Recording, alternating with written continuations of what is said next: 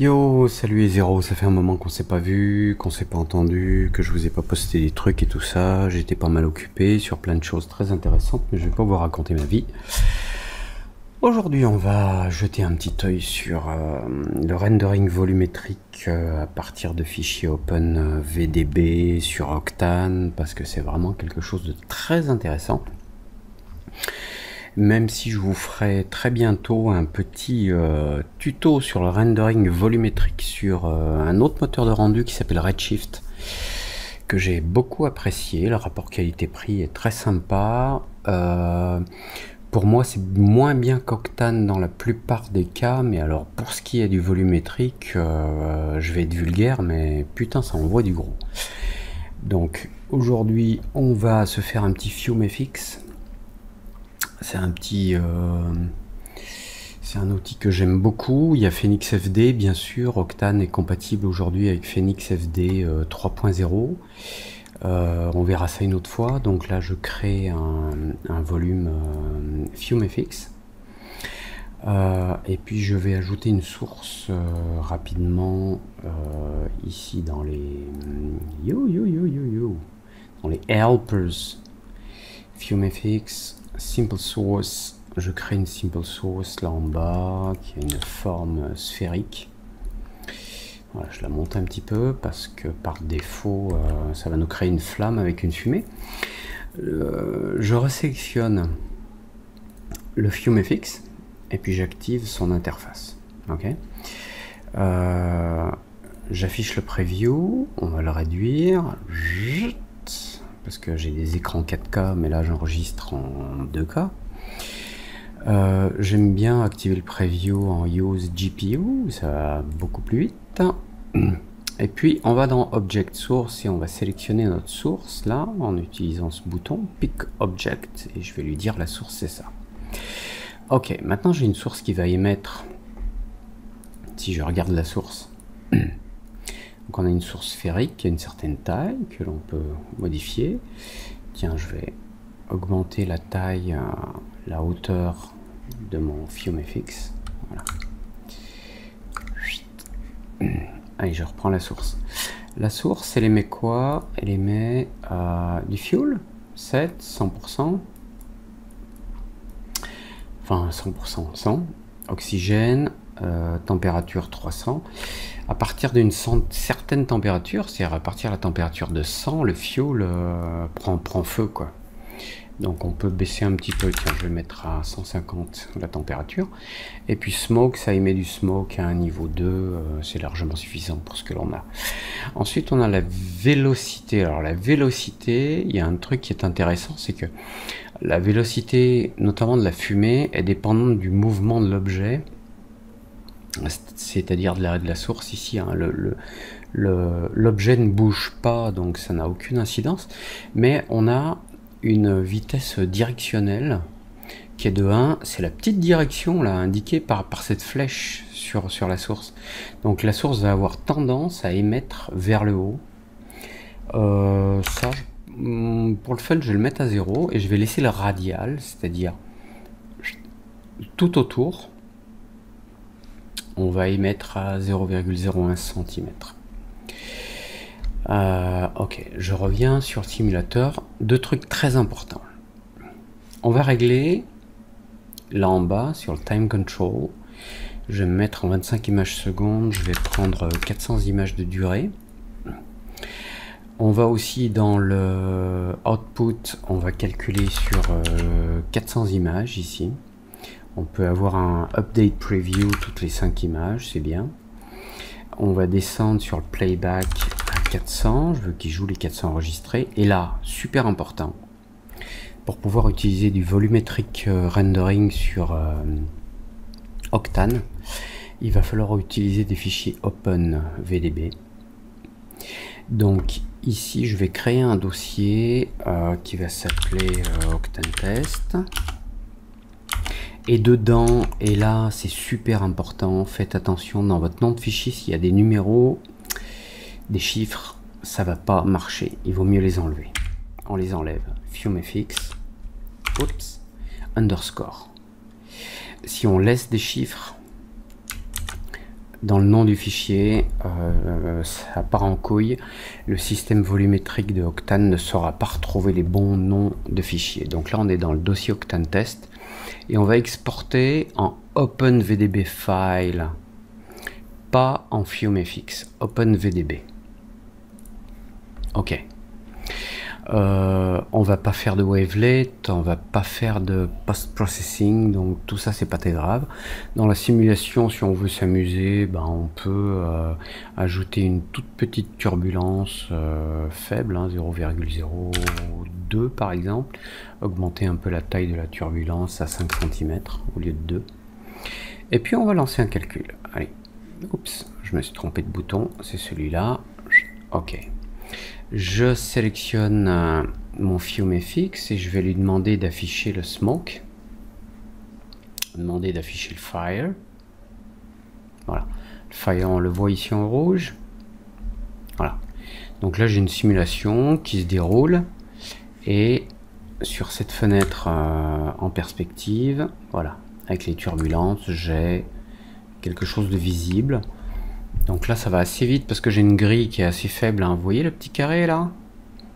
Ça détermine la taille de la grille de simulation. Pour modifier ce petit carré, ça se passe ici. Voilà, spacing. Donc là il m'a donné un spacing par défaut. Et dans mon preview j'ai un truc intéressant, même s'il est coupé en haut là. Parce que la grille n'est pas assez grande, donc on a une coupure. Mais bon. Pour notre démonstration, c'est pas très important. Allez, on est bientôt à 400 images, on va le laisser tourner.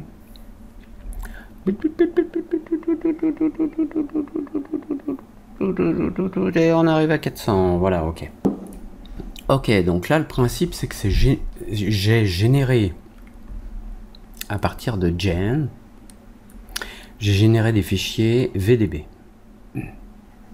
Alors, maintenant, pour pouvoir faire un rendu avec Octane, il va falloir créer un Octane, ici dans la création d'objets dans Octane, un volume. Donc on va le placer, même si ses coordonnées de base sont pas les bonnes, c'est pas grave, on verra après. Et je passe dans les modifications, et là je vais lui indiquer ici dans Files quel est le fichier VDB que je vais utiliser. Alors, j'y vais, trier par date, donc c'est Octane Test, FumeFX 0000. Donc on a 4 0 dans le nom de fichier, c'est indiqué ici, et il va falloir l'indiquer là dans Frame Number Digits. Je vais lui dire que j'ai 4 0. Enfin que j'ai 4 chiffres après le nombre. Allez, c'est parti. Maintenant, on ouvre le renderer. Je vais le réduire un peu. Voilà. On va aller dans le kernel de Octane, puisqu'on est en mode production. Octane. Alors, ça marche pas toujours avec certaines versions de test, c'est-à-dire avec les versions par exemple 3.06. Il y a un bug, ça marche pas du tout. Restez sur des versions stables, s'il vous plaît. On va faire un rendu en 800 par 800. Et j'ouvre le viewport. Alors là, dans le viewport, j'ai rien. On va passer directement en kernel type path tracing. Et on va diminuer, on va passer à 240 échantillons. J'aime bien avoir un filter size un peu plus petit, 1,1 ou 1,2, ça donne une pixelisation un peu plus efficace. Je transfère maintenant l'image dans le frame buffer de max et je regarde si j'ai un alpha. Il n'y a rien. Bon, problème. Ok, donc là, en fait, à la vitesse où ça va, là, quand je dépasse le curseur, ça veut dire qu'il ne charge rien. Et ça, c'est tout à fait problématique. Alors, on va ajouter un médium. Hein. On est dans l'objet Octane Volume. On va lui ajouter un médium. Donc, je clique sur médium. Je descends sur Octane Render. On va commencer par un scattering. Et puis après, on s'amusera avec un volume medium. Mais pour l'instant, on va prendre un scattering. J'ouvre mon panel du Material Editor. Et on n'a pas besoin du mode Slate. On peut rester en compact. Il va me le rouvrir. Yes, compact. Alors, je transfère ce scattering map dans le compact en instance. Maintenant, je vais pouvoir travailler avec. Alors, l'absorption,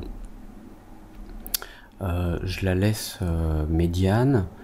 Le scattering, je laisse médian aussi. Et maintenant, j'affecte ça. Donc, enfin, c'est affecté par défaut. Ok. On va ajouter une lumière. On va prendre un daylight. Ici, dans Octane. Octane là, daylight. On va mettre une lumière de côté. Allez. Là, j'ai fait un render, mais on va faire un Octane viewport. Donc, pour l'instant, j'ai rien. Alors, j'ai rien pour diverses raisons. Parce que d'abord, le comportement du Octane Volume est assez étrange. Si je clique sur VDB Info, alors vous le voyez pas entièrement là, mais j'ai quelques informations. J'ai Fire, Fuel and Smoke. Alors, on va pouvoir indiquer ici dans le scatter d'utiliser le smoke en scattering, c'est-à-dire la façon d'occulter la lumière. Ok. Donc là, j'ai dans scatter, j'ai sélectionné donc smoke. Ok. Donc là, on commence à voir un petit nuage. Alors, perso, je préfère, mais ça n'est que esthétique, couper cette daylight et mettre sur la vue de côté là. Je pousse ça. Sur la vue de côté là, je vais mettre une lumière Octane. Light, Octane, ok. Octane Light. Ici, je vais mettre une grande lumière. Et puis, je la pousse un peu de côté pour bien éclairer la fumée qui va être émise. Allez, on revient sur le rendering. Voilà. Alors, on le voit pas bien, mais j'ai un tout petit peu de fumée là. Alors, maintenant, il va falloir aller dans le Material Editor. On peut soit diminuer le volume step length, et vous allez voir que plus le volume step est faible et mieux on voit la fumée. On la voit bien là. Je vais sélectionner la lumière et dans ses attributs je vais la rendre invisible ici. Voilà. Comme ça j'ai pas le rectangle blanc. Et puis on va augmenter la densité. Voilà, comme ça on commence à voir un petit peu notre fumigène. Alors, si on revient sélectionner le volume Octane, je vais bloquer la caméra. On a ici donc dans le scatter, je lui dis quel est le paramètre à partir du fichier OpenVDB, le fichier qu'il faut utiliser pour, on va dire, coincer la lumière. Donc c'est le paramètre smoke. On peut utiliser fire fuel. Donc là on le voit un tout petit peu là en bas, très peu. On peut utiliser smoke. On peut utiliser, si on refait une simu, oups, j'ai déplacé mon truc. Si on refait une simu là dans FumeFX, on peut venir dans la génération, generate, exporting channels. Pour l'instant, j'exporte uniquement la fumée et le fuel, mais dans set, on peut lui demander d'exporter la vitesse, d'exporter la température. On peut refaire une simu. Hop. On va le laisser faire une simu express. Je coupe un petit instant l'enregistrement. Voilà, je remets en route, on est à l'image presque 200. Allez, ça va être suffisant pour la démo. Maintenant, je reviens par exemple ici et je rouvre à nouveau mon Octane Render Viewport. Voilà. Donc, l'Octane Render Viewport, je le bloque sur la caméra. Et là, donc, pour le scatter, on utilise le smoke et on a un paramètre, la scatter scale. On peut augmenter l'échelle du scattering, c'est-à-dire la façon dont la lumière est interceptée. Ok. Donc là, on voit notre fumée très clairement. En règle générale, la lumière n'est pas suffisante quand on la laisse sur un power de 1. Donc je vais monter, peut-être pas 4, mais 3. Voilà. Alors, les paramètres intéressants sur notre Octane Volume, c'est d'abord l'unité, units. Attention, si vous êtes en centimètres, vous allez avoir un truc tellement petit que vous le verrez pas. Il est là, il faut que je zoome, zoom. Voilà. Alors, faites attention dans votre volume Octane que votre échelle là, units, elle corresponde à customize, unit setups, on est en centimètres, mais unit setups, on est en millimètres, donc centimètre par millimètre, en fait ça nous fait des mètres. Donc là il faut se mettre en mètres. Et là on va avoir quelque chose de correct par rapport à la taille de la scène. Ok, donc là notre objet volumétrique Octane est éclairé par une lumière qui se trouve à gauche. On peut, si on regarde dans le kernel type, là, si on travaille en direct light, on a une lumière directe mais qui est un peu fade. En path tracing, on a quelque chose de plus coriace. Dans le Material Editor, donc on a utilisé un scattering uniquement. Et si je change l'absorption, je peux la mettre au noir ou au blanc, vous voyez, là, puisque c'est une fumée, ça ne change rien. Par contre, sur le scattering, si je mets au noir, voilà, ça intercepte rien. Et plus j'intercepte de lumière au blanc, et plus on a du contraste. Donc là, on a un simple scattering qui est affecté à notre volume. Volume qui est extrait des données OpenVDB de FumeFX. Alors, maintenant, on va pousser le bouchon un petit peu plus loin. Dans le médium affecté à notre Octane Volume, au lieu d'utiliser un scattering, on va utiliser un volume médium. Ce volume médium, je vais l'emmener là dans mon Material Editor en instance. Je vais recharger la scène. Voilà. Donc on a la densité. Ouais, il faut que je ferme et que je rouvre le renderer. Voilà. Bizarre, mais bon. Je vais augmenter la densité, j'ai rien du tout. Absorption. Rien. Scattering. White. Voilà. Donc là j'ai un scattering white. L'absorption je vais la mettre à 0. Et on a un paramètre qui est super intéressant, c'est le scattering ramp. On va pouvoir affecter un volume ramp et affecter des couleurs. Et alors ça c'est génial. Voilà. Alors tout va dépendre maintenant du max grid value, c'est-à-dire que dans les voxel grid de notre simulation FumeFX, on a des valeurs qui vont de 0 à 1.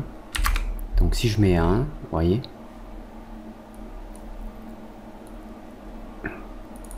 tiens, je vais mettre en bleu ici. Voilà. Donc ça commence à être sympa, mais on a beaucoup de pixels parce qu'on n'a pas assez de tracing. On va monter à 800 sur le nombre de samples. Après on peut également faire varier le max grid value. Je peux le monter à 100 Et je vais changer le scatter scale ici, je vais le mettre à 100. Voilà, comme ça il intercepte plus de lumière. Je suis à 1000. Et allez, je reviens en arrière, je vais même mettre une densité super élevée. Je vais mettre un volume step length très bas à 0,01, 0,02. Et là on va pouvoir commencer franchement à faire des trucs super sympas.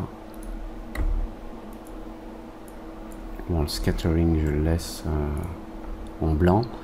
Je peux même mettre une valeur de scattering value à 1. Voilà.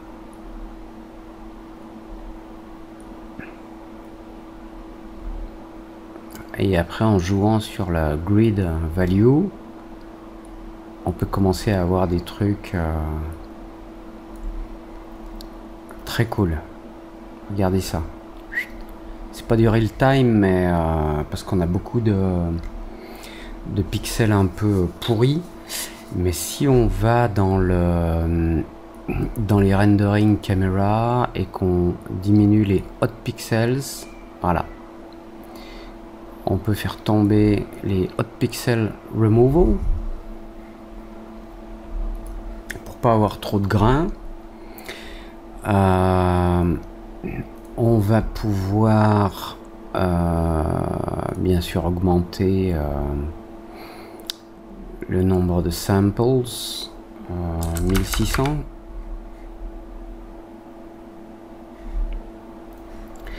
Et là franchement on a des trucs, regardez ça. C'est pas la classe ça? Bon, je suis un peu de travers. Ok, donc là on était en scatter sur le smoke, mais on peut prendre scatter en temperature. On peut utiliser la température en guise de scattering. Malheureusement, le fuel est pas super efficace. Il fait pas grand chose. Donc on reste en smoke, mais on peut utiliser la vitesse en X, la vitesse en Y, la vitesse en Z. Voilà, allez, je reviens sur smoke. Dans la partie emission, on va pouvoir émettre une lumière. Si j'utilise par exemple scatter, je vais le mettre à nul. Et dans la partie emission, ici emission, on va prendre un black body emission et on va émettre de la lumière avec une puissance un peu élevée. On va augmenter emission scale. Voilà, regardez. Là, la fumée commence à émettre de la lumière. Donc maintenant, je garde le scatter sur smoke aussi. Donc on a la fumée qui émet de la lumière.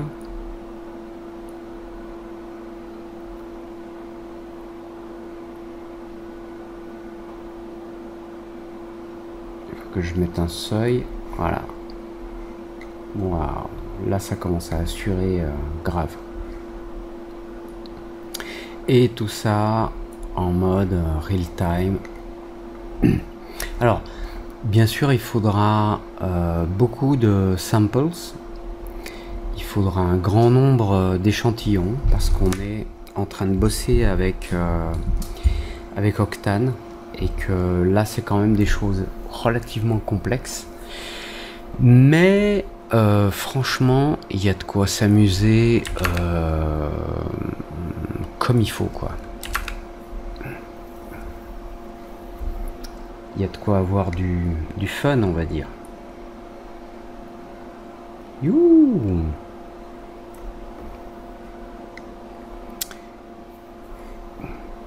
Allez, on revient en arrière. Qu'est-ce qu'on avait? Un volumetric ramp. À la place du rouge, on va mettre un vert. Regardez ça. C'est pas la classe, ça? Je vais changer le max grid value, je l'augmente, voilà. Et puis, ben, real time oblige. Hein, Alors juste, hein, pour me reprendre, le truc le plus important, c'est quand vous faites votre export dans FumeFX, que vous indiquez là, dans Default, le nom de fichier. Ne mettez pas ici de numéro. Utilisez un nom basique avec un underscore ou pas. Par exemple ici FumeFX underscore. Si vous avez des nombres là, ça ne marchera pas. Ensuite, vous créez votre objet Octane Volume. Vous chargez votre fichier FumeFX qui s'appelle FumeFX underscore avec un certain nombre de chiffres derrière, 1, 2, 3, 4. Et indiquer le nombre de digits correct là. Et ici ça marche. Sinon ça marchera pas. Si vous avez un nom de fichier du genre FumeFX02 underscore 412, ça ne fonctionne pas. Il n'arrive pas à lire les fichiers. Yo, j'espère que 25 minutes quand même. Je sais que je suis allé un petit peu vite, mais bon, si je suis allé trop vite, vous me redites et puis je vous fais un truc un petit peu plus molish. Allez, amusez-vous bien. À plus. Ciao.